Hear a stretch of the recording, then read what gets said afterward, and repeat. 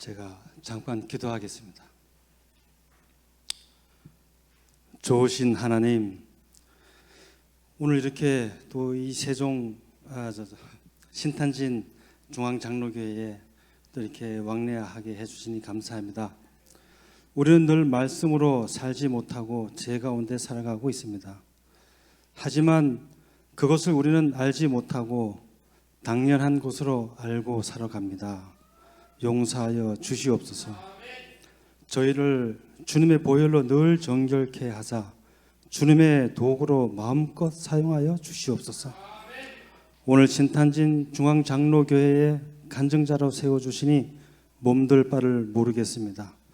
부족하고도 부족한 저를 이렇게 불러주셨사오니 제 자랑과 허물은 십자가 뒤에 감춰주시고 존귀하신 주님만 드러나는 시간, 복된 시간 되게 하여 주시옵소서.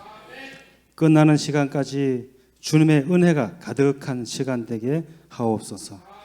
거룩하시고 존귀하신 예수 그리스도 이름으로 기도 올려 드리옵나이다. 아멘. 네, 반갑습니다.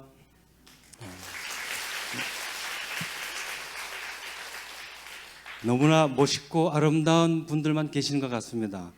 제가 이렇게 멋있고 아름다운 분들은 처음 보는 것 같습니다.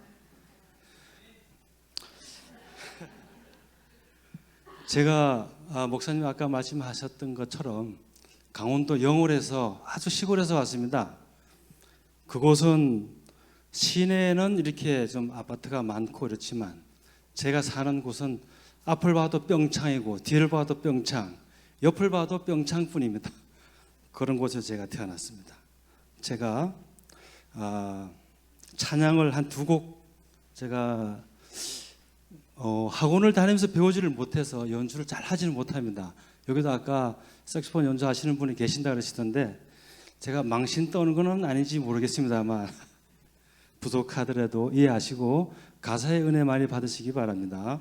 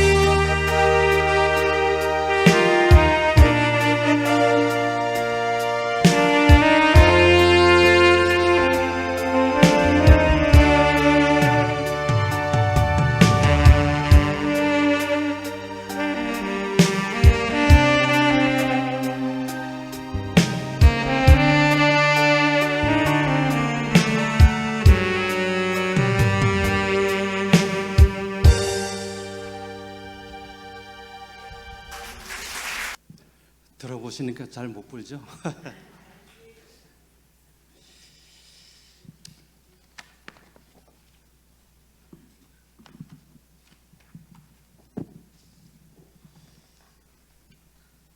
제가 간증이 이렇게 삶의 간증이 너무나 많습니다. 그래서 그냥 오면은 한두 곳도 없을 것 같아가지고 이렇게 좀 정리를 해가지고 왔습니다. 여기가 장로 교회라서 그런지 전부 다 장로님들 같습니다. 아주. 너무 장로님들 모이신 것 같아서 너무 좋습니다. 예. 저는 간증을 이렇게 하러 다니는데 이렇게 큰 대형 교회는 오늘 처음 왔는데 제가 여기 오기 전에 2주 전에 우리 교회 목사님과 사모님을 통해서 제가 전화를 받았습니다. 일을 하고 있는데 갑자기 권사님 간증하러 갈 수 있습니까? 이렇게 여쭙더라고요. 그래서 조금 망설이고 있는데 빨리 대답하래요. 갈지 안 갈지 빨리 대답하래요. 그래서 어떻게 아멘 했습니다. 아멘 했는데 이제 아멘 하고 딱 나니까 하시는 말씀이 신탄질의 대형 교회라고 그러시죠. 대형 교회. 아주 교인이 많은 대형 교회라 그래서 그때부터 긴장이 너무 됩니다. 대형 교회. 제가 작은 교회는 여기저기 많이 다녔는데 대형 교회라 그러니까 긴장이 돼서 2주 전에 전화를 받기를 다행이지 한 달 전에 전화 받았으면 제가 아주 큰일 날 뻔했습니다. 그래서 이렇게 또 준비를 해가지고 이렇게 왔습니다만 제가 기도한 내용에 하나님의 응답이 저에게 바로 됐다고 이렇게 생각을 합니다. 몇 주 전에 청년 다니엘 기도를 우리가 이렇게 영상으로 보면서 하고 있었는데 저녁으로 이제 8시부터 7시부터 10시까지 이렇게 하면서 제가 보는 과정 속에 그 영상 화면에 나오는 그 배경이 아주 큰 대형 교회에 우리 형제 자매님들이 꽉 차 있는 곳에서 그 간증자들이 나와서 간증하시는 모습 보고 저도 모르게 잠깐 기도를 했습니다. 저도 저런 곳에 가서 하나님을 간증할 수 있는 기회를 한번 주십시오. 하나님 제 기도입니다. 이렇게 흘러가는 말로 한마디 했었는데 그 기도하고 2주 만에 또 대형교회를 오게 됐으니까 하나님의 응답인 줄 믿습니다. 그래서 저는 제가 태어나서 보니까 시골에 한 농부의 아들로 태어나 있더라고요. 근데 우리 아버님 어머님이 저를 너 여기서 태어날래 물어보지도 안 하고 시골에다 턱 태어나게 낳아놨습니다. 그리고 제가 살다 보니까 제가 사는 곳은 아주 강원도에 되면 산 골짜기가 많고 절벽이 많습니다. 조금 고급스러운 말로 하면 절벽이지만은 그때 거기에서는 그냥 뺑창이라 해서 뺑창. 아까 강원도 영어로 계신 분이 계신다고 하셨는데 뺑창이라고 합니다. 뺑창. 앞을 봐도 뺑창이고 뒤를 봐도 뺑창이고 옆을 봐도 뺑창입니다. 그 옛날 재무시 다니는 비포장길 글로 이렇게 해서 이제 시내를 나왔다 들어갔다 하는 그런 곳인데 제가 집에서 이렇게 시골에서 태어나서 학업을 마치고 부모님 일 도우면서 일을 하고 있다가 제가 또 우리 아버님하고 이게 또 성격이 좀 안 맞는 것 같더라고요. 그래서 밭에 일을 하다가 이제 조금 괜히 갔다 밭에 일을 하고 있는데 그렇게 하면 안 된다고 막 이렇게 야단을 쳐요. 그래가지고 아버지 일 안 하겠습니다. 이거 그 괜히 자를 산에다 그냥 확 버리고 그 길로 제가 나와서 버스 타고 서울로 갔습니다.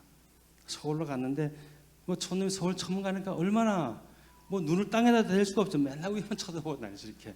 그리고 서울 가서 생활하면서 제가 좀 이게 가서 직장 생활도 잘하고 이렇게 했어야 되는데 말하자면 공장에 들어가서 공돌이라 해서 공장 생활하면서 나쁜 친구들하고 어울려서 신림역, 지흥, 안양, 관악구 이쪽으로 다니면서 제가 또 옛날에 한 줌 하고 다녔습니다. 가서 제 주먹을 믿고 밤길을 헤매며 다니며 온갖 못된 짓이라고는 다 하고 이렇게 다니던 시절이 있었습니다.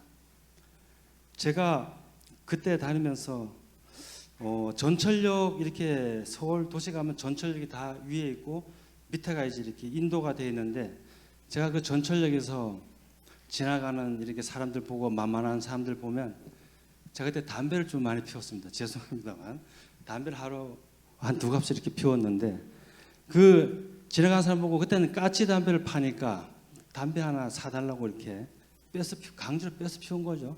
그러면서 이렇게 다니고 또 우리는 형제 자매다 이러면서 그때 교회도 안 되는데 왜 그런 얘기를 했는지 모르겠는데 데리고 와가지고 빵 하나 주고 헌혈 좀 하라 이래가지고 피 좀 빼서 또 며칠 모여서 잔에다가 부어가지고 나눠 먹기도 하고 그런 짓을 완전 기생충 같은 짓을 제가 한 몇 년 하고 살다가 제가 이거는 안 되겠다 이렇게 살아서는 안 되겠다 하는 마음이 들어서 다시 시골로 갑니다. 부모님 밑으로 다시 갔는데 가서 이래 있다 보니까 또 그 부모님하고 마음이 안 맞으니까 늘 부모님한테 제가 원망하고 투닥거리고 이 며칠을 못 가요. 이따가 또 도시로 또 나갑니다. 나갔다 들어왔다 하다가 제가 나이가 이제 좀 이래 들었습니다. 들어가지고 어느 날은 한 날 제가 시골에 있으면서 시내를 가려고 이렇게 나가는데 우리가 집에서 시내를 가기 위해서는 40분 걸어가서 40분을 버스를 타고 가야 영월 시내를 갑니다. 아주 깡촌에 살았어요.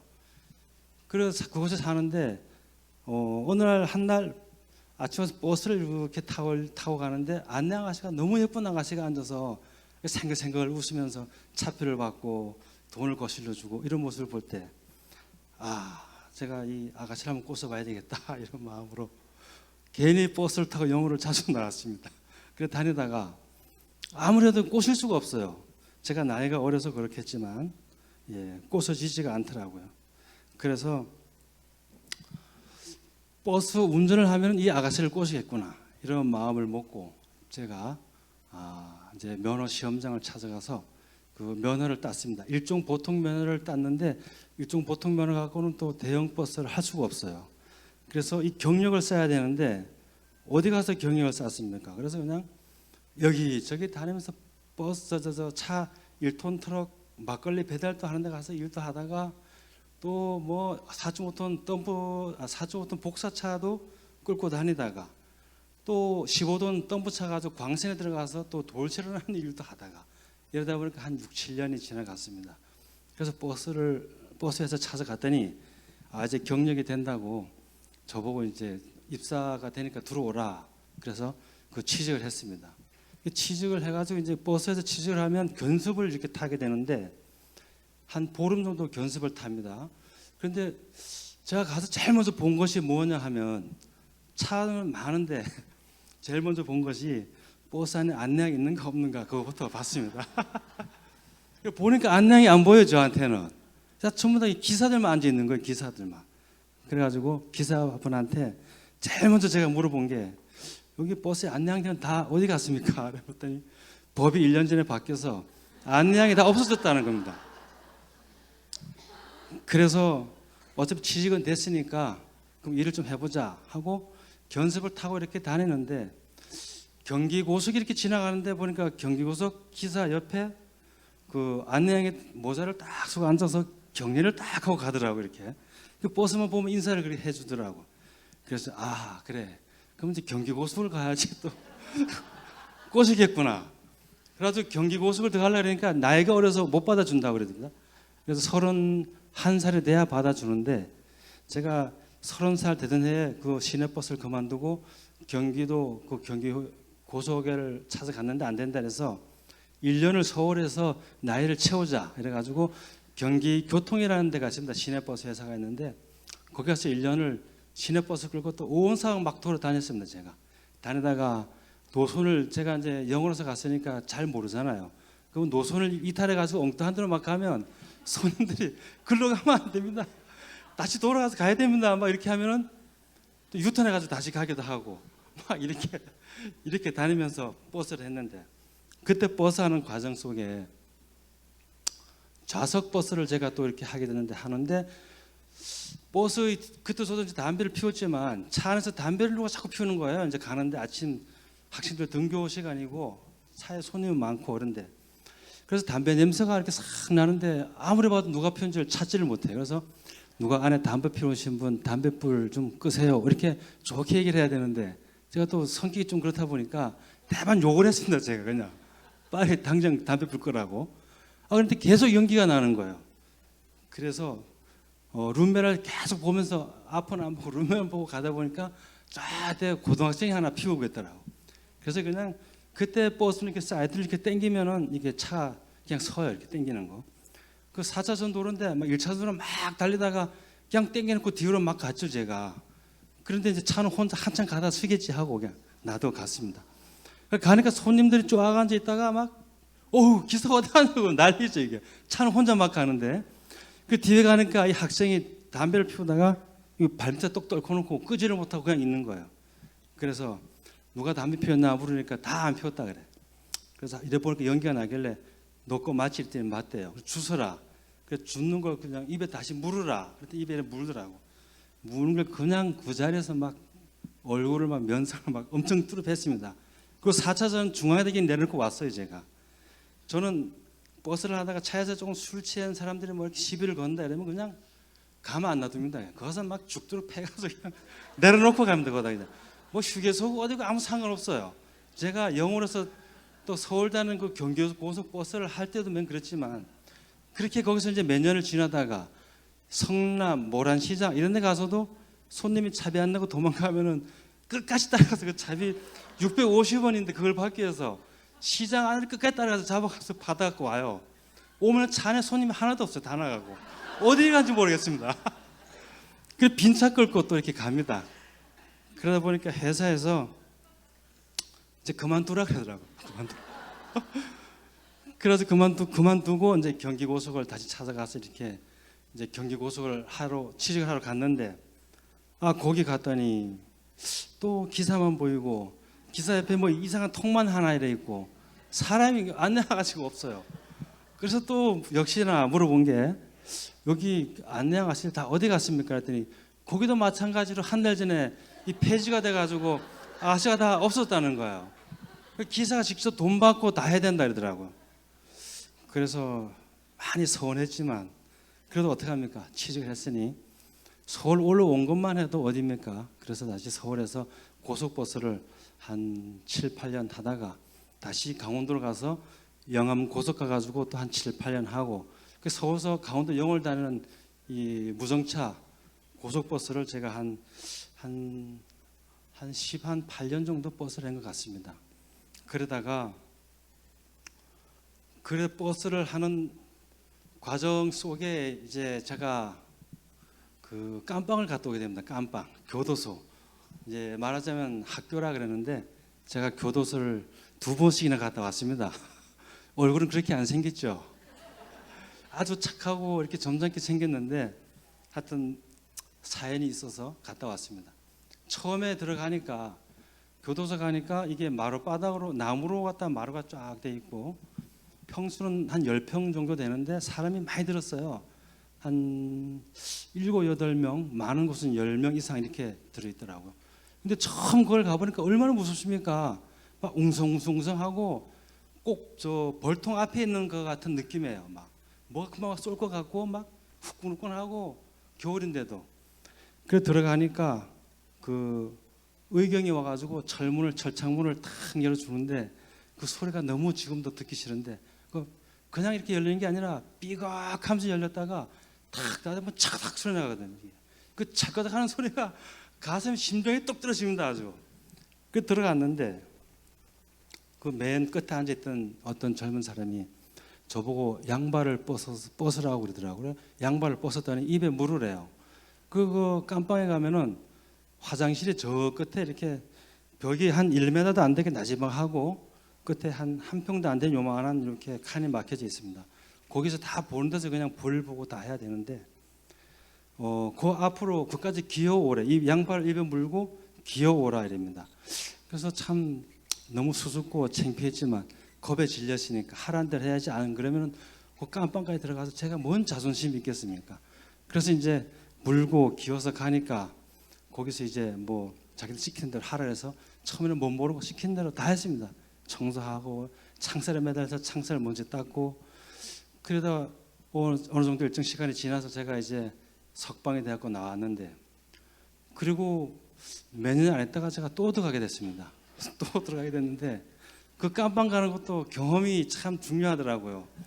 두 번째 갈 때는 처음에 제가 가서 당연기 있기 때문에 두 번째 딱 가는 순간 두 번 당하지는 않겠다 이런 생각이 들어서 제가 잠바를 이제 입고 갔다가 그 철창문 열기 직전에 옷을 이제 미리 벗으면 다 뺏기거든요. 그래서 이제 거기서 옷을 벗어 들고 딱 들고 들어가서 또 가니까 또 끝에 있던 젊은 친구가 또 뭐 꿇어앉아 양발 벗어 막 이러더라고요. 그래서 잠바를 갖다 그냥 저 화장실 옆에다가 확 던졌죠.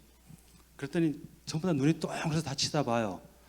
그래서 이제 딱 서 있으니까 야, 내 자리 어디야? 그랬더니 거기 있던 사람들이 뭐 아무데나 앉으래요. 그래서 이제 아무데나 앉았죠. 거기 들어가면 요만한 종이에다가 내가 어디서 뭐 어떻게 왜서 이렇게 들어왔는지 경력을 쓰게 돼 있어요. 무슨 죄로 들어왔는지 몇 번 들어왔는지. 그래서 이제 가만 생각해 보니까 뭐 솔직하게 쓸 필요는 없잖아요. 그런 데 가서 거짓말을 좀 했습니다. 뻥을 좀 쳐가지고 한 10범 정도 되게 막 온갖 죄를 다 써놨지 이렇게. 그러고 써놨더니 그 원래 거기 가면 화장실 앞에 있는 사람이 그 방에서 제일 높은 빵장이라 그런 사람이 있는 자리인데 그 사람이 뻘떡 일어나더니 나보고 거기로 오라는 거예요. 자기가 자리 비켜주겠다고. 오늘부터 빵장 하십시오 이러더라고요. 들어가는데. 그래갖고 그때는 제가 참 편안하게 죄송합니다. 그런 시간을 보냈었습니다. 그러던 어느 날 제가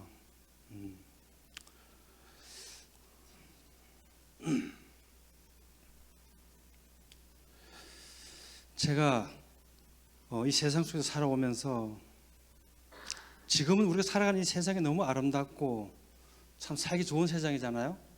지금은 우리가 뭘 하고 싶으면 마음만 먹으면 다 할 수 있어요. 옛날에 우리가 마음을 아무리 먹어도 하지 못했는데 지금은 다 할 수 있습니다. 그리고 오늘 여기 모이신 분들이 우리 예수님의 자녀로, 주님의 자녀로 함께 모인 것이 너무나 감사합니다. 제가 그러는 과정 속에 우리 예쁜 어여쁜 색시를 만나서 결혼을 했습니다. 참고로 안내양은 아닙니다. 제가 그냥 사회에서 이렇게 만나 지금 행복하게 잘 살고 있습니다. 제가 직업적인 버스를 이제 그만두고 그것도 이제 오래 하다 보니까 이게 발전이 없습니다. 열심히 해봐야 본 것밖에 없어요.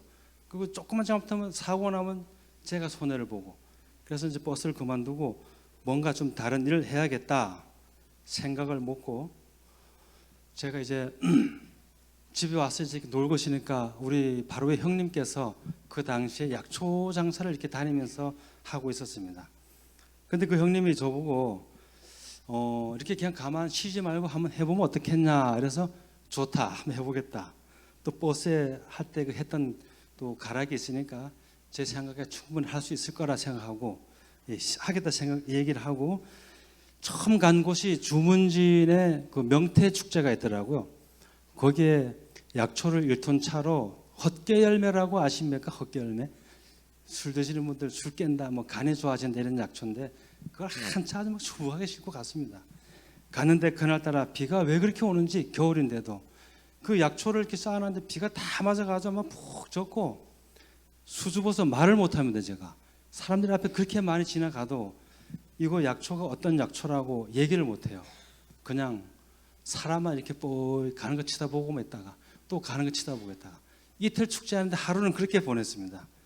그래서 하루를 그렇게 보내고 그 이튿날 다시 이렇게 아침에 나왔는데 이거는 안 되겠다 싶어서 독하게 마음을 먹고 그 차 물을 끓여서 이렇게 시음을 시키면서 있는데 지나가는 어떤 여성분들이 한 5명이서 쭉 오시더라고요. 쭉 오시더니 저한테 아주 눈을 딱 마주치고 이렇게 와요. 긴장을 좀 되더라고요. 갑자기 다 외면하고 갔는데 그분들이 오시니까. 그래서 전단지를 이렇게 주면서 드시라고 이렇게 약초물을 주니까 말을 안 해요. 그냥 고개만 끄덕끄덕 자기끼리 손으로 뭐 이래 하고 이래요. 이 사람들이 왜 이러나? 이러고 있는데 보니까 말을 못 하시는 그 장애인 분들인데 아주 얼굴이 예쁘장하게 생기신 분들이 오셔가지고 그래서 이제 이게 뭐냐고 손가락으로 이렇게 물어요. 그래서 그때 이제 제가 전단지를 들고 이건 어디에 좋고 막 손가락으로 글씨를 이렇게 표시해 가면서 얘기를 하다 보니까 시작이 됐습니다. 그래서 그분들 때문에 제가 장사를 시작하게 되었는데 그날 한 50만 원 정도를 팔아 가지고 여비해서 경비해서 이렇게 집으로 온 기억이 있습니다. 그분들 아니었으면 제가 또 그날 또 공치고 올 때 참 슬픈 마음으로 올 뻔했는데 그분들이 참 제한테는 아주 큰 은인입니다. 그래서 제가 이제 그 생활을 이렇게 다니면서 쭉 몇 년을 하다 보니까 우리 집사람이 저보고 그럽니다.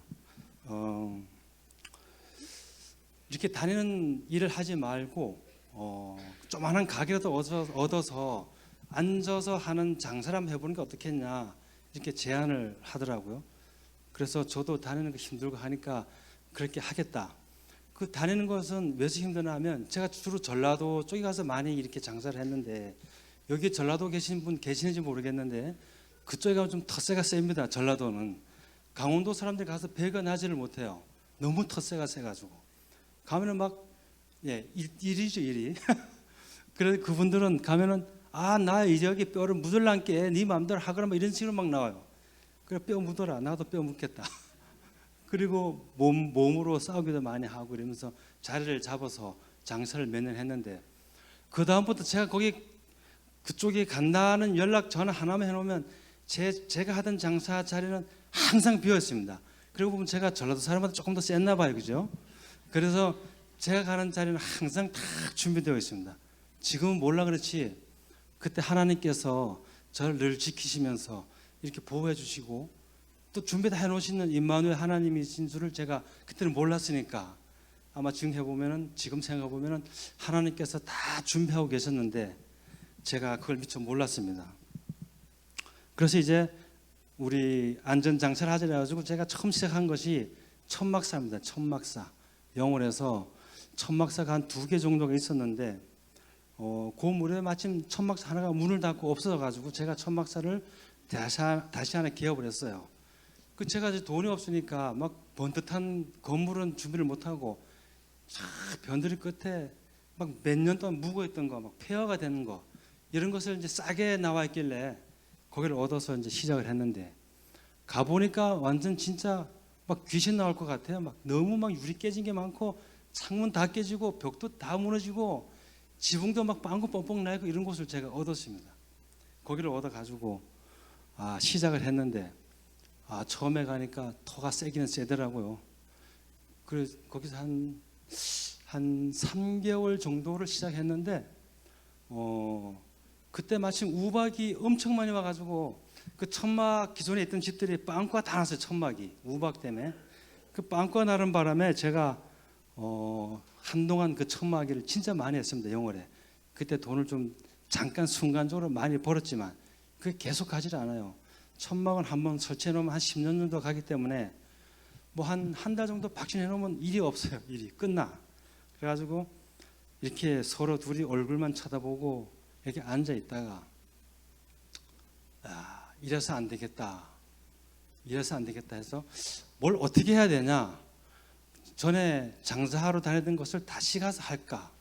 안 그러면 저는 이 지난 날을 후회하지 않고 미련을 갖지 않고 살아가자 이런 주관인데 그 생각을 해보면 제가 그런 주관을 갖고 있는데 다시 돌아갈 수는 없다. 뒷걸음질 할 수는 없다. 이렇게 마음을 먹고 좀 우리가 의논을 하는 과정 속에 우리 와이프는 절에를 아주 열심히 다니던 아주 신자였고 저는 우리 아버지가 산을 섬기던 그런 집안인데 그래서 제가 이제 갑자기 문득 생각난 게 교회 생각이 나더라고요. 교회를 우리 한번 가보지 않겠냐 했더니 집사람이 좋다고 교회 가자 이렇게 대답을 해줘요. 그래서 제가 교회를 가려고 그러면 어떻게 가야 됩니까? 여러분들은 우리 교회를 안 다녔어요. 안 다니는 상태에서 교회를 가려고 그러면 어떻게 가야 되죠? 저는 그게 의문이었어요. 교회를 어떻게 가야 되나? 뭐 전화를 해서 예약을 해야 되나? 안 그러면 그 교회에다 어떻게 조서를 해야 되는데 뭐 어떻게 조서를 해야 되냐? 이게 아주 궁금한 겁니다. 교회를 한 번도 안 가봤으니까. 그러고 있는 중에 그 우리 마을 주민이 구루마에다 옷을 팔고 이렇게 다니시는 분들이 계세요. 그 분이 제가 이제 형수 이러는 분이 계시는데 그분이 이렇게 지나가길래 우리가 교회 가려고 그랬는데 어떻게 하면 갑니까? 좀 가르쳐 주세요. 그랬더니 자기 친구가 어디 교회 장로인데 전화하겠다 이러더라고요. 그래서 전화를 해서 그 장로님하고 통화를 했는데 장로님이 안 오시고 그 교회 목사님과 사모님이 한 10분 뒤에 바로 오셨더라고요. 그리고 오셔가지고 기도를 해주시고 그런데 그때 보니까 이제 저는 이 성경책이라는 것을 두 번째 봤는데 그날은 제가 처음 봤습니다. 처음 봤는데 성경을 펴가지고 이걸 읽고 찬양을 하고 이러는데 저는 처음 들어보는 노래고 이 이야기도 처음 듣는 이야기인데 무슨 얘기인지도 모르겠더라고요. 그래서 예배를 한참 드리시고 찬양하시고 이렇게 가셨어요. 가셨는데 그날따라 마음이 이렇게 어딘가 제가 의지를 하고 싶은 생각이 많았나 봐요. 그래서 아마 제가 생각하는 것보다 하나님께서 이제 저를 빨리 교회로 이렇게 하나님 자녀로 오라고 이렇게 부르시는데 제가 안 가고 계속 방탕한 생활을 하고 있으니까 하나님께서 그때 이제 부르신 것 같습니다. 그래서 이제 교회를 가게 되었는데 처음에 교회를 가는데 제가 이제 뭐 교회 생활이 이렇게 아직 적응이 안 돼 있으니까 주일날은 제가 하던 일이 있으니까 일도 하고 집사람만 이제 교회를 갔다 오고 이제 하고 저는 주일날 일이 있으면 일하러 가고 없으면 이제 교회를 가고 그렇게 일을 하고 있는데 어느 날 영월 시내에서 일을 하고 있는데 교회에 그때는 종을 쳤습니다. 종을 치는데 일을 한창 하고 있는데 종소리가 이렇게 한 10시 반 됐는데 교회 종소리가 들리는데 이 마음에 너무 찔리는 거예요. 막 큰 죄진 것 같고 내가 괜히 뭐 죄진 것도 없는데 하여튼 어떤 무슨 큰 죄를 짓고 있는 것 같은 그런 죄책감에 너무 시달렸습니다. 그래서 그날은 그냥 일을 하고 집에 들어왔는데 한 2, 3일 뒤에 그날 일했던 게 손해가 나가지고 오히려 더 마이너스로 이렇게 가게 되는 그런 것을 경험하게 됐죠. 제가 그때 교회 가서 설교 시간에 들은 말씀 내용이 있습니다. 제가 이 말씀을 참 좋아합니다. 살아오면서 이 말씀에 의지하고 이 말씀을 붙들고 살아가는데요. 제가 한번 말씀을 봉독해 드리겠습니다. 빌립보서 4장 13절과 잠언 16장 3절 말씀인데 빌립보서 4장 13절 말씀입니다. 내게 능력 주시는 자 안에서 내가 모든 것을 할 수 있느니라. 잠언 16장 3절 너희 행사를 여호와께 맡기라. 그리하면 너희 경영하는 것을 모두 이루리라 하신 이 말씀을 저는 사업을 하면서 이 말씀을 이렇게 걸어놓고 이렇게 늘 기도하며 살아갑니다. 그렇게 이제 제가 교회를 나간 지가 얼마 안 됐어요. 얼마 안 된 상태에서 제가 말씀을 이렇게 읽으면서 벽에다 이렇게 붙여놓다 보니까 제 마음속에 뭔가 편안한 느낌이 너무 많이 오더라고요. 그래서 제가 이 말씀 구절을 살 수는 없으니까 그때 형편이 어려서 제가 이렇게 액자를 살 수가 없어서 카렌다 이렇게 교회에서 나온 카렌다 이만한 게 있습니다. 이거. 거기 뒤에다 매직으로 굵직하게 하나님 말씀 시편서부터 제가 좋아하는 말씀 구절을 다 써가지고 벽에다 쫙 붙여놨어요. 이렇게. 그래놓고 제가 아침에 나가면 쭉 읽어보고 이제 일을 시작하고 그러는데 거기에 이제 천막사를 제가 하다 보니까 많은 사람들이 오잖아요. 스님들도 오고 이럽니다. 와서 스님들이 중들이 와가지고 쭉 읽어봐요. 쭉 읽어보고 처사님 아주 좋은 말씀 걸어놓으셨습니다. 이렇게 얘기하시고 그래서 이제 처음에는 제가 성경책을 이렇게 보고 있다가 손님이 오면 얼른 접어서 이렇게 테이블 밑에다 감추고 이런 믿음이었습니다. 그때는 초신자라서. 그래도 이것도 그러던 어느 날 너무 죄짓는 것 같아요. 그래서 성경책 펴놓고 오시면은 아주 오시는 분들 보기에 일부러 앞에다 더 이렇게 올려놓고 이렇게 저는 교회 다닙니다. 이렇게 광고를 하기 시작했습니다. 그러다 보니까 주일날도 제가 늘 일을 하면 손해가 나고 이래서 교회를 이제 주일을 지키기로 하고 교회를 잘 나가는데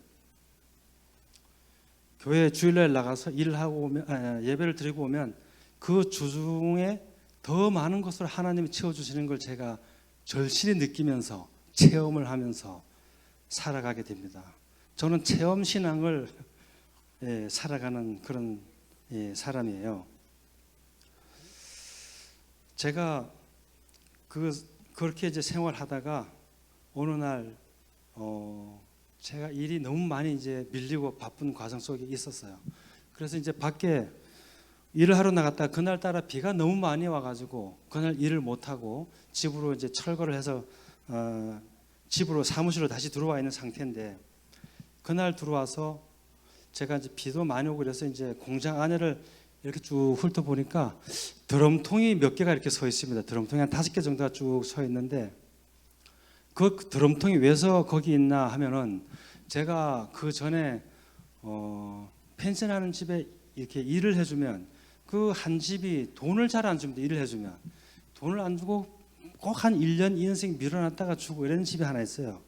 그 집에서 일을 좀 해달라 그리고 부탁이 들어왔었는데, 아마 이제 돈을 잘 안 주니까 제가 이렇게 밀어놨겠죠. 그런데 그렇게 밀어오던 중 어느 날 그분이 담배를 입에 하나 떡 물고 술 좀 이렇게 취해가지고 우리 사무실 앞에 떡 기대고 서가지고 저보고 하는 소리가, 야 이 새끼야, 너 내가 돈 안 준다고 일 안 해주냐? 이런 얘기를 한 적이 한 번 딱 있거든요. 그래서 내가 싸우기 싫어서 그냥 가시라고 그래서 보낸 적이 있는데, 그 생각이 갑자기 떠오르더라고요. 그래서 그래, 또 우리 주님께서 저자도 사랑하는 하나님의 백성일 텐데 제가 일을 해줘야 되겠다 마음을 먹고, 돈은 언젠간 주겠지. 그리고 이제 그 피곤한 상태에서 정신도 몽롱한 상태에서 제가 그 드럼통을 이제 그 바베큐 구이하는 통을 만들기 위해서 하는 것인데, 이제 가져와 가지고 제 생각은 이걸 표시를 한 다음에 안에 물로 씻고 청소를 싹 해서 이걸 버리고 그리고 잘라야 되겠다 이런 마음은 먹고 그 드럼통을 이제 가져왔습니다.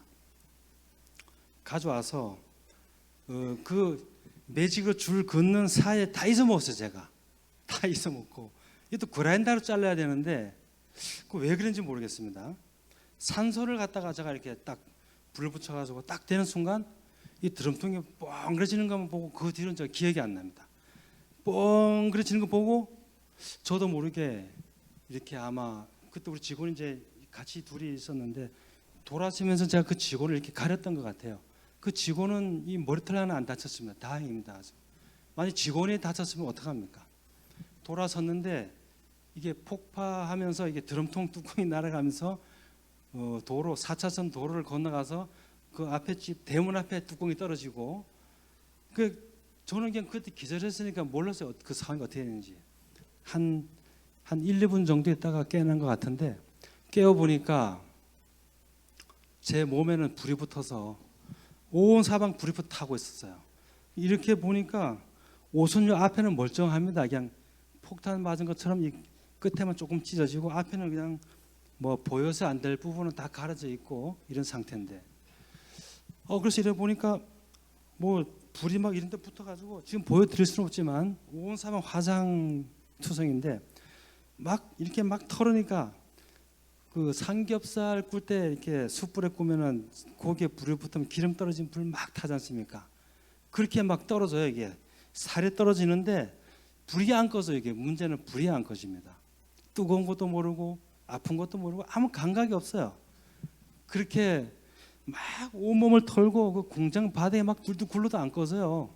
그러다 보니까 그 공장이 약간 시멘트가 울퉁불퉁 해가지고 익은 살이고 돌 같은 데 막 이렇게 부딪히면서 더 깊이 파여가지고 상처가 심하게 났는데, 그래도 안 꺼지니까 그때 이제 이 불이 막 붙어 타니까 이제 아픈 거는 모르지만 이제 막 이게 흥분이 돼가지고 막 소리 막 사람 살려 하고 소리 막 지르고 그러니까 이 사람하고 그때 우리 이제 군청 직원분이 우리 교회 다니시는 분이 한 분 계셨는데, 이분하고 두 분이서 이제 차를 마시고 사무실에 있다가 뭐가 뻥 하는 소리를 듣고 이래 나와 보니까 막 불이 막 타 있으니까 그분이 119에 신고를 했어요. 군청 상황실에다가 지금 사람이 벼락을 맞았다, 빨리 와야 된다고 신고를 했습니다. 그런데 이제 그럼 뭐 저는 불 끄이라고 막 했는데 불은 안 꺼지지, 막 뚫뚫 굴러도 안 꺼지지. 그래갖고 이제 이래 앞에 보니까 그 도로에 비가 그날 와가지고 물이 이렇게 일부분 이렇게 고여 있습니다. 이 물이 평상시에는 제가 그 차가 확 지나가면 그 물이 우리 공장으로 확 들어오기 때문에 제가 늘 불평을 하던 그런 곳입니다. 물 고여 있는 곳이. 불평하고 돌을 왜 이렇게 해놨냐 하고 이거 좀 다시 메꿔 달라 이렇게 많이 막 이렇게 민원도 넣고 이랬던 그곳에 물이 고여 있습니다. 제가 그곳에 얼른 뛰어가서 물에 가서 막 한 바퀴 딱 구르니까 불이 다 꺼졌어요. 제 몸의 불은. 그래 거기 큰 차량들이 많이 다니는 곳인데 만약에 큰 대형차가 왔다 그러면은 저는 또 죽었겠죠 거기서. 근데 몸에 불을 꺼졌으니까 제가 거기 돌에서 누워서 공장을 치다 보니까 공장에 불이 붙어서 또 막 타고 있어요. 그래서 바가지를 들고 와가지고 제가 그 물을 떠다가 막 다 뿌려서 다 껐습니다. 끄는데 옆에 집에 식당 사장님이 오셔가지고 소화기 들고 막 끄고 그렇게 이제 이웃 주민들과 같이 불을 끄고 다 껐어요. 껐는데 우리 집사람이 빨리 병원에를 가야 된다는 거예요. 저는 뭐 아프지도 않고 옷만 조금 찢어졌을 뿐이고 앞에는 뭐 요만하면 괜찮고 그래서 병원에 안 가겠다 그랬더니 병원을 무조건 가야 된대. 막 강제로 가야 된다는 거예요. 그래서 못 내기는 척하고 그럼 한번 가보자. 아무래도 뭐 이렇게 했으니까 다시 치료 좀 받으면 좋겠다 하고 이제 병원을 가기 위해서 우리 차에 이제 또 올라앉는 순간 앉지를 못하는 게 엉덩이가 아프고 쓰라려서 야, 좀 다치기는 다쳤난가 보다. 그때까지는 정신이 멀쩡했습니다. 그래가지고 엉덩이를 이렇게 들고 이렇게 손잡이 잡고 이래 엉뚱해가지고 병원을 갔습니다. 병원에를 가서 보니까 의사 선생님이 막 난리 난 거예요. 난리 나서 의사들 다 모이고 간호사들 다 모여가지고 벽 이렇게 두 팔로 짚고 서라 그러더라고요. 그래서 이제 뭐 그냥 저는 내 뒤를 볼 수가 없으니까 이래고 서 있는데 의사 선생님이 이렇게 깍지를 끼고 위에서부터 이렇게 쭉 내려 훑어요. 간호사는 손이랑 위에서 계속 막 붓고 있고 그래서 이래 밑을 보니까 이 다리 사이에 껍질이 수북 한번 이럴 때마다 수북 쌓이더라고. 그걸 보고 제가 기절해가지고 쓰러졌습니다. 그래서 정신을 차리고 보니 서울 한강성심병원이라는 곳에 중환자실에 입원을 했더라고요. 그래서 제가 그 의사분들하고 간호사들이 하는 얘기를 제가 거기 가서 눈을 떠보니까 이 형광등만 그냥 이렇게 쫙 일자 형광등만 쫙 보이고 벽은 하얀 벽인데 그런 곳에 딱 보니까 형광등이 제일 먼저 보이더라고요. 아주 밝은 형광등이에요. 그래서 거기에 있는데 의사 선생님들께서 하시는 말씀이 이게 너무 심해서 살 가능성이 없다. 산다 그래도 3개월을 지나봐야 이게 판정이 난다. 그 안에도 감염이 되면 바로 사망할 수 있다. 그런 얘기를 듣고 오래 있는데 또 제가 그 정신이 들었을 때 물어봤습니다. 상태가 어떠냐? 그랬더니 온 전신이 2도 화상에 깊은 3도 가까운 전신 화상이라. 그러니까 온 몸이 다 불에 탄 거예요. 요 앞에도 요 얼굴하고 손만 괜찮고 머리도 다 타고 없었어요. 다 타고 없고 제가 이래 보니까 미라처럼 요 손가락만 남아 있고 전부 다 붕대를 다 감아놨습니다. 그리고 nim기로 그 줄을 여기다가 수액을 여기다가 6개를 꼽아 목에다 꼽아놓고 그래서 제가 움직일 수 있는 건 이 손가락만 움직이지 아무것도 못 움직여요. 그런 상태에서 있는데 깨어 보면은 너무 아파요. 통증이 너무 오고 또 몰핀 주사를 자꾸 놓으니까 또 실신해가지고 이렇게 있다가 깨어나면 또 몰핀 주사 놓고 통증 때문에.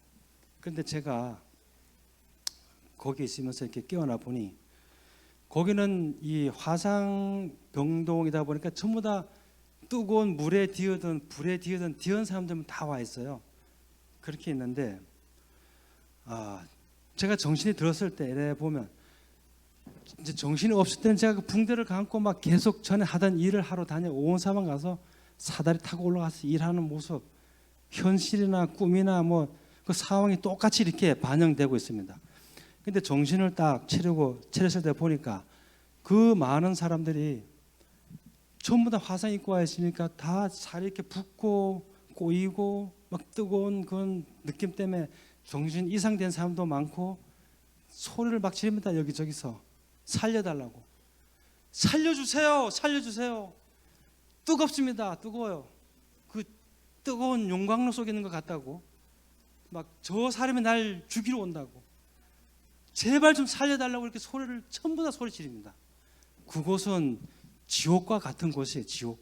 제가 지옥에를 가보지 않았지만 이 성경에서 우리가 말씀 들을 때 그 나오는 그런 지옥과 똑같은 것 같습니다. 옆에 있는 환자분들하고도 금방 얘기를 이렇게 하고 나면 조금 더 보면 허연천으로 푹 덮어놔요. 그렇게 물어보면 죽었다고, 사망했다 그리고. 그것도 이 시체를 빨리 안 치웁니다. 보호자가 와야 이제 가져 나가는데, 그 처음에 막 환자들이 많은 데서 한 명 건너 한 명씩 건너 시신에 시신. 거기에 누워 있는데 막 그 소리가 막 살려달라는 소리, 뜨겁다고 막 살려달라는 소리, 그 소리가 너무나 막 외치는 소리에 막 몸소리가 치집니다. 그리고 정신에 들면 이 아픈 고통 때문에 제가 이런 마음을 먹게 되었어요. 이 고통을 이기려고 그러면은 내가 여기서 뛰어내려 죽는 수밖에 없다. 너무나 힘든 고통을 견디기 힘들어서 창문을 찾아보니까 창문이 없더라고요. 창문이 없고, 지금 생각해 보니까 거기는 임시로 옮겨놨기 때문에 창문이 없었다 그러는데, 아마 그때 하나님이 저를 살려주시기 위해서 창문 없는 곳으로 중환자실을 미리 준비해 놓으신 것 같습니다. 제가 걸어갈 수는 없었겠지만 그때는 진짜 뛰어내리고 죽고 싶은 마음이 한 90% 이상 있었거든요. 그 고통을 참지를 못합니다.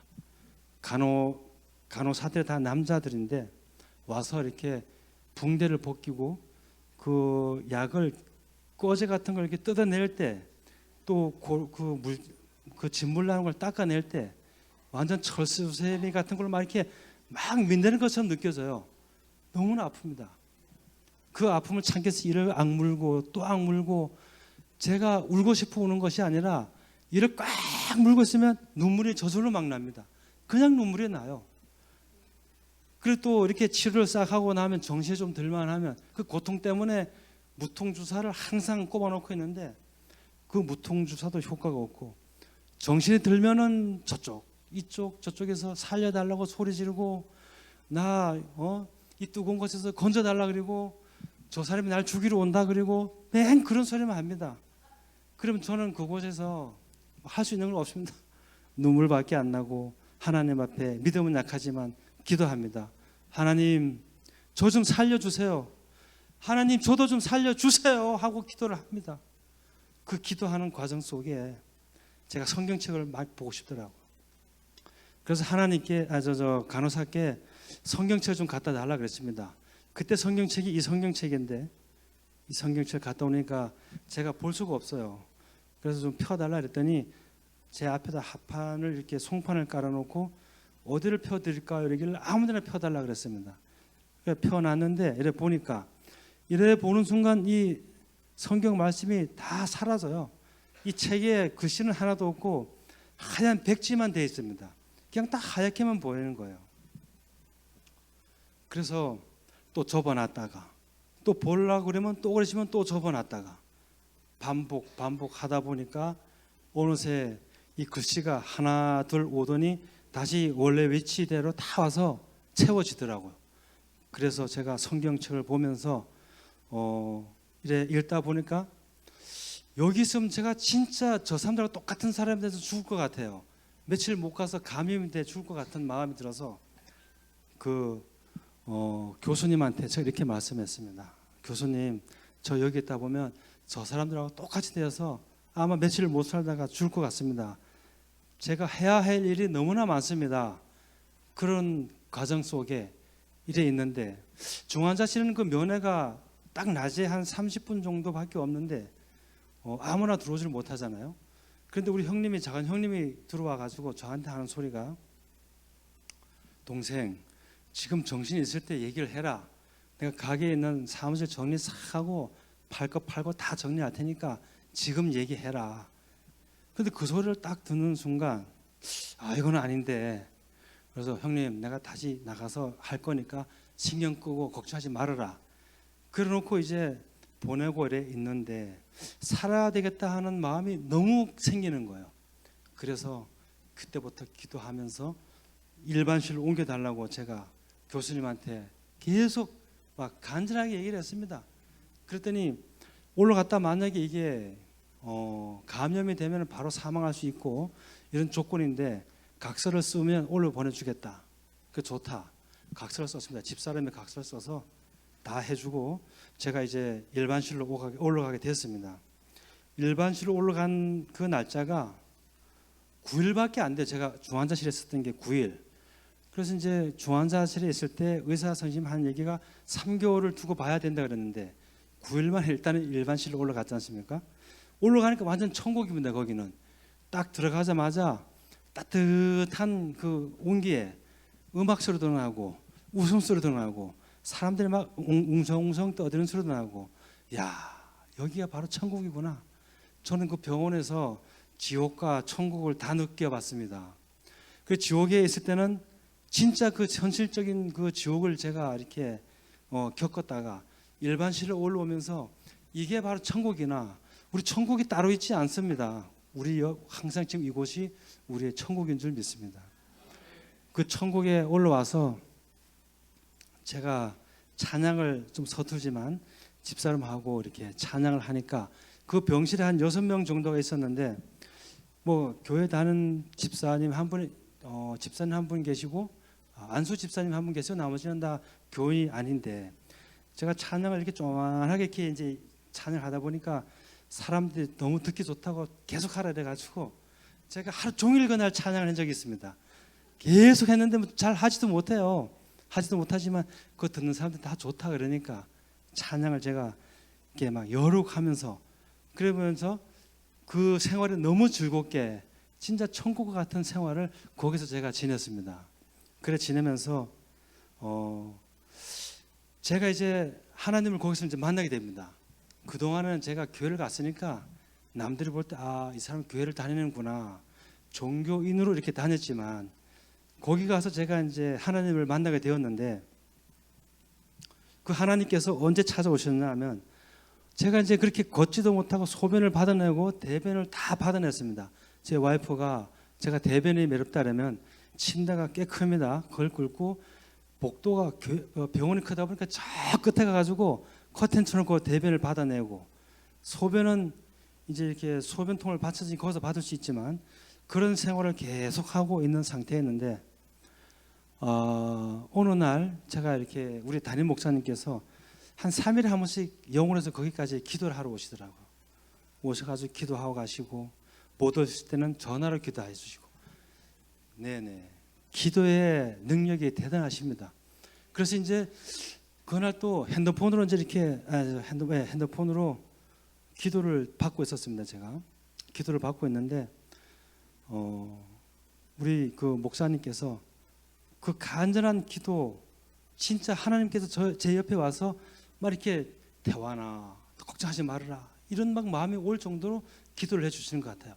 그래서 제가 그날 너무 감동이 돼서 마음이 너무 아프고 해서 어린아이 우는 것처럼 막 펑펑 울었습니다. 기도받다가 우는데 옆에 사람들이 뭐 병실에 많이 있는데 창피한 것도 모릅니다. 뭐 하나님 은혜 때문에 제가 그래 울고 있었던 것 같은데, 한참 울다가 제가 잠이 들었어요. 잠이 들었는데 그때가 새벽 1시쯤 된 것 같습니다. 잠이 들어가고 자는데 누가 제 다리 발목을 이렇게 아주 세게 탁 때리는 느낌이 왔어요. 그래서 다리가 침대에서 한 3cm 이상 이렇게 들렸다가 뚝 떨어지는 느낌을 받았거든요. 그런데 잠깐 잠을 깼다가 또 잤습니다. 자는데 또 자다 보니까 허리를 누가 이렇게 탁 때리는 느낌이 들어요. 그래서 허리가 또 탁 들다 뚝 떨어지니까 막 침대가 삐그덕삐그덕하고 막 이러니까 그 안에 있던 사람들이 다 쳐다보더라고. 그래서 또 그냥 미련하게 또 잠이 들었습니다. 잠이 들어있는데 또 목을 요번에는 아주 얼마나 세게 치는지 제가 벌떡 일어나 앉을 정도로 이렇게 확 들렸다가 뚝 떨어졌어요. 그래서 잠이 팍 깼는데 이거는 예사한 일이 아닌 겁니다. 그래서 이제 그 과정 속에 제가 꿈을 꾸게 되었는데, 그 꿈 속에 누가 나타났냐? 우리 아버님이 꿈에 나섰어요. 우리 아버님 돌아가셨지만 우리 담임 목사님께서 만약에 하나님이 우리를 찾아오신다, 그럼 우리가 하나님을 모르잖아요, 잘, 그죠? 제가 교회 처음 갔을 때 그런 설교를 들었습니다. 하나님이 우리를 찾아오시게 되면 우리 육의 아버지 모습으로 오시지 않을까, 이런 설교를 제가 들은 적이 있습니다. 근데 꿈에 마침 우리 아버지가 그날 나타나셨는데 꿈이지만 제가 하나님이 저를 만나 주시러 오셨구나 이런 생각이 확 들었습니다. 그런데 그 꿈에 우리 아버지가 저한테 나타나셔가지고 어디를 가자 그래요. 제가 붕대를 다 강골에 있는 꿈인데도 거기를 가자 해서 따라갔는데 황토흙으로 이렇게 방이 두 칸이 이렇게 되어 있는데 우리 아버지는 이쪽 방에서 주무신다 그러고 저보고 이쪽에 들어가서 자라요. 여기서 자고 나오면 다 낫는다고. 여기 들어가 자고 나오면 다 나으니까 들어가서 오늘 하루 자라. 그래서 이제 문을 탁 여는데 이 바닥 색깔이 이런 색깔입니다. 이런 색깔인데 아지랭이가 막 그 뜨거운 옛날 온돌방 보면 막 아지랭이 막 올라오잖아요. 여름 뜨거운 날 보면 그런 아지랭이가 막 올라오고 장판이 막 울퉁불퉁해요. 막 뜨거워서. 이거 뜨거운데 어떻게 됩니까? 제가 불에 화상을 입고 와 있는데 뜨거운데 또 들어가라 그러지 않습니까? 그래서 조금 망설이다가 그래 주님이 나를 낫게 해주시려고 찾아오신 것 같으니 한번 순종하자 이런 마음으로 들어갔습니다. 들어가 보니까 뜨겁지가 않고 시원한 게 너무 좋아요. 바닥이 차가운데 시원한 게 그 순간 제 몸이 다 낫는 느낌을 받았습니다. 그래서 거기서 이제 잠자는 모습은 못 봤지만 그리고 제가 꿈을 깼습니다. 깨고 깬 이유가 아까 다리를 이렇게 누가 때려서 깨어줬는데 그래서 일어나 보니까 소변이 너무 매려와요. 막 이 소변이 매려와서 이제 집사람 보고 소변을 또 깨우려고 침대 옆을 이렇게 남겨다 보니까 막 너무 피곤해서 그 병원 쪽 침대에서 계속 병간하고 있으니까 너무 힘든 과정 속에 자는 모습이 피곤을 너무 사랑해서 너무 안고 자는 모습이에요. 그래서 차마 깨우지는 못하고 그래 내가 한번 일어서나 보자. 그래서 침대 난간을 붙들고 일어섰어요. 일어섰는데 일어나 앉기는 했는데 걸을 수가 없는 게 힘이 없으니까 그 침대 이 바닥으로 내려서자마자 땅에 그냥 그대로 확 주저앉게 되는데 다리에 힘이 없으니까 그냥 주저앉더라고요. 그래 양손으로 잡고 일어서면 또 주저앉고 일어서면 또 주저앉고 한 5번 정도를 하고 나니까 힘을 막 이빨 주고 이렇게 쓰니까 이제 억지로 섰습니다. 그때 제가 느낀 게 갓난 아이가 서서 자꾸 주저앉는 왜서 그런지를 알게 되더라고요. 하체에 힘이 없으니까 자꾸 주저앉는 겁니다. 누워만 있어도 다리에 근력이 다 빠져가지고. 그래서 이제 화장실을 갔다 오게 되는데 난 병원의 그 통로를 이렇게 손잡이를 잡고 억지로 걸어서 소변을 보고 들어오다가 뒤를 딱 돌아보니까 제가 갔다 온 자리에 조금 과장을 한다면 밀대걸레를 물에다 빨아서 짜지 않고 들고 갔다 온 느낌. 그 정도 물이 쫙 흘러서 이렇게 땀이 나가지고 몸에서. 그래가지고 침대 다시 올라와서 앉아 있는데 기분이 너무 좋은 거예요. 제가 걸어서 갔다 왔다는 그 기분에. 그래서 조금 있다가 또 걸어 갔다 오고 억지로. 그날은 밤에 잠을 안 자고 아마 밤새도록 걸었던 것 같아요. 빨리 퇴원하기 위해서. 그래 걸어서 다니다가 이제 들어와서 침대에 잤는데 늘 제가 그렇게 이제 밤만 되면 잠이 안 와서 운동을 합니다. 제가. 그리고 낮에는 간호사들이 와가지고 제가 걷지를 못하니까 침대 보에다가 싸서 자기들 그 침대를 끌고 온 데다 이렇게 옮겨서 싣고 치료실로 갑니다. 치료실에 가면 붕대를 다 풀고 다시 있던 약을 닦아내고 또 잿물 나온 거 싹 닦아내고 거기서는 실리콘이라고 이야기를 한다 그래요. 그 약을 다시 싹 바릅니다. 바를 때 얼마나 따가운지 몰라요. 그 약을 바를 때 닦아낼 때는 아까 말씀드렸다시피 철수세미로 막 닦아내는 것 같고 약 바를 때는 따갑고 그런 매일 그렇게 이제 고통을 참으면서 이를 악물고 있는데 그때 제가 이를 너무 악물고 있어갖고 어금니가 다 깨져서 퇴원해가지고 이빨 어금니는 다 빼고 없습니다. 지금도 이빨에 시원찮아가지고 계속 치료받고 있고 이런 상황인데요. 그래 병 치료받으러 가면 간호사들이 이렇게 얘기합니다. 아니 도대체 밤에 무엇을 하길래 이렇게 붕대가 다 발목에 내려가 있고 허리에 내려와 있냐. 그때는 뭐 옷을 안 입고 붕대만 그냥 감아놓고 잖아요. 그 제가 이렇게 운동하다 보면 붕대가 자꾸 내려가가지고 무릎 밑으로 다 내려가요. 그 밤에 사람이 아무도 없으니까 망정이지 낮에 같았으면 어떡합니까? 다 보이는데. 그래가지고 붕대를 많이 끌어올리면서 이렇게 다닙니다. 그러면 치료받으러 가면 도대체 뭘 하는데 붕대가 다 이렇게 내려가 있냐 모르겠습니다. 저는 밤에 잠밖에 안 잡니다. 그리고 그런 시간을 보내면서 제가 의사 이제 빨리 퇴원하고 싶은 마음에 제가 나름대로 열심히 운동했습니다. 그러면서 늘 성경책 보고 기도하고 우리 목사님 담임 목사님께서 이제 또 한 번은 이렇게 기도하러 오시는데 그 오는 과정 속에 자기 딸이 목사님 딸이 수련회를 갔다가 물에 들어가서 이렇게 놀다가 물에 들어가서 안 나오고 있다는 거예요.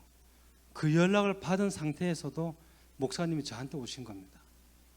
오셔가지고 기도해 주시고 가려고 그러는 찰나에 전화가 왔는데 물에 들어가서 안 나오고 있는 딸을 건져냈다. 지금은 심폐소생술을 해서 살아났다. 이런 연락을 받았습니다. 한 10분 뒤에 살아났습니다. 그 딸이. 목사님께서 그 자기 딸이 그렇게 된 상황을 소식을 듣고 와 만약에 다른 분들 같으면 그렇게 올 수가 있었을까. 그 목사님의 그 참 하나님의 사명 감당하시기 위해서 그렇게 오셨던 것 같습니다. 우리는 살아가면서 예수님을 믿는다고는 하지만 우리가 사명 감당을 다 못하고 살아갑니다.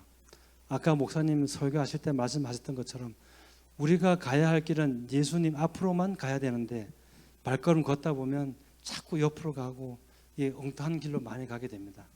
그렇게 가다 보면 우리는 살아가는 이 길이 주님이 우리와 함께 하시지만 사탄도 항상 우리 옆에 있는 걸로 저는 알고 있습니다.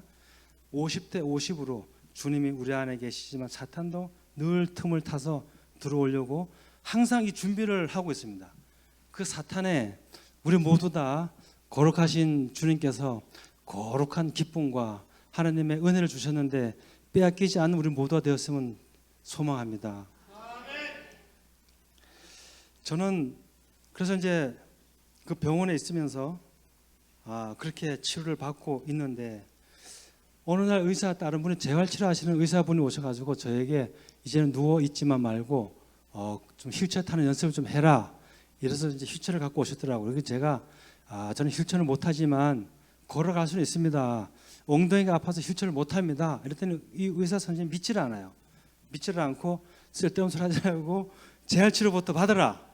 침대에 누워있는데 다리를 막 들었다 내렸다 하고 막 운동을 시켜주더라고요. 그래서 제가 선생님 제가 그 치료 다 받고 나서 제가 한번 걸어보겠습니다. 그리고 앞에 걸어다니더니 깜짝 놀라가지고 이 의사 선생님이 가셔가지고 그 담당 교수님한테 이야기를 하신 거예요. 이 사람이 막 걸어다닌다고. 그래도 마침 제가 운동하러 이렇게 다녔는데 그 교수님이 회신 돌다가 맞았어요 저랑.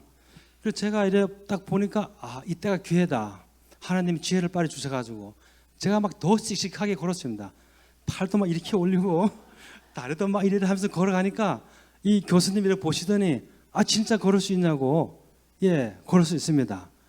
그래서 이제 그 병실에 와가지고 막 보고 뭐 이렇게 해라 저렇게 해라 해보더니 다 하니까 좋다.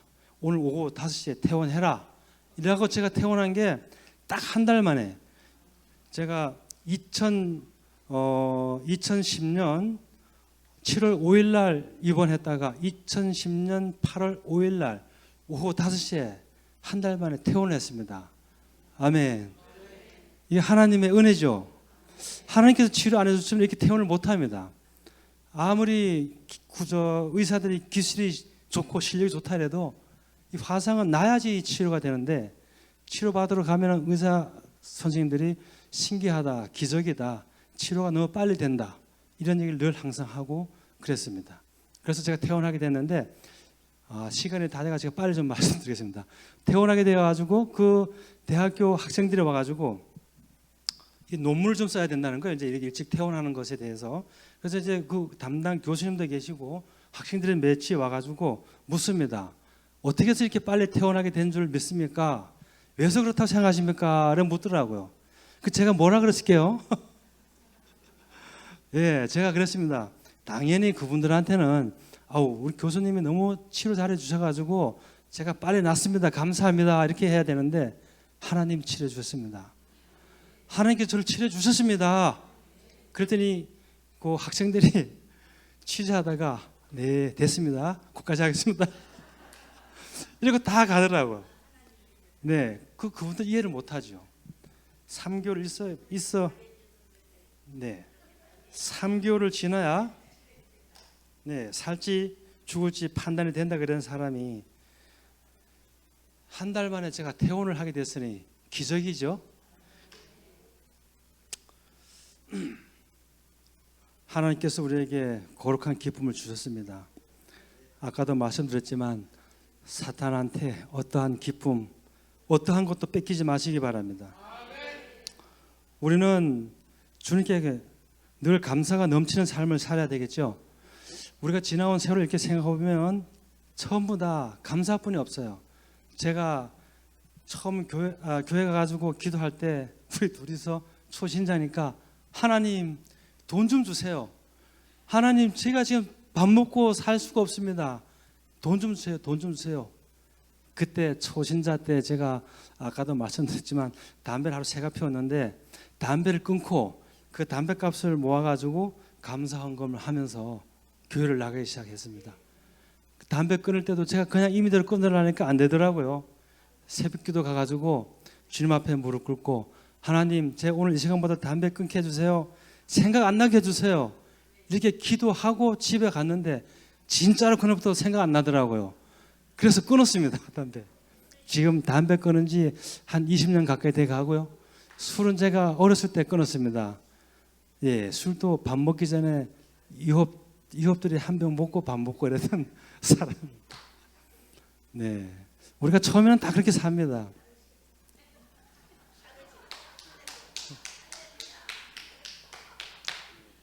우리가 하나님께 오늘 또 큰 영광의 박수 올려드리겠습니다.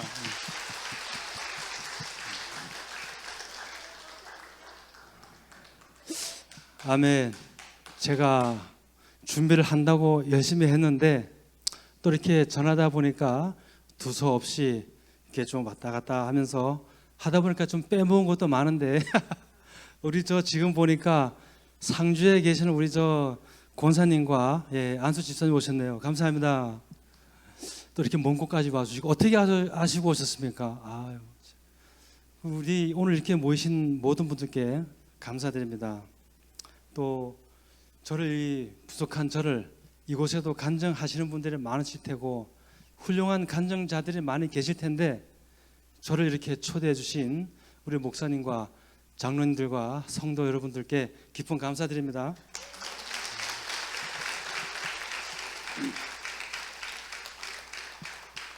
많이 지루하셨죠? 은혜가 좀 된 것 같습니까?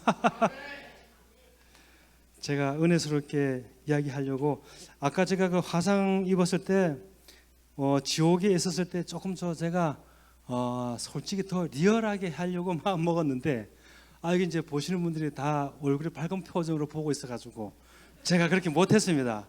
그래서 이제 약간 좀 많이 자제를 하고 했습니다.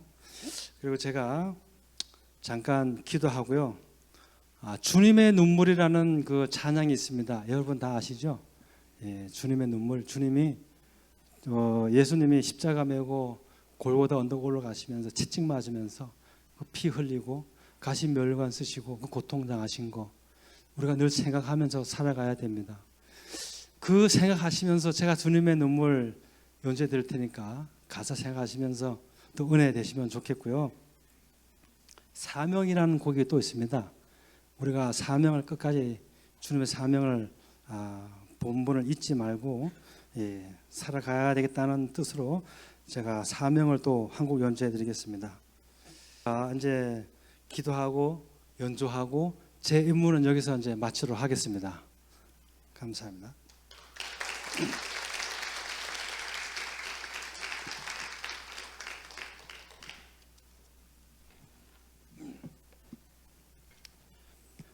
시퍼렇게 살아계신 역사하시는 하나님, 저를 도구로 삼으사 사용하여 주시려고 이 땅 위에 살려주시고 보호하여 주시고 사용하여 주신 은혜를 감사를 드립니다.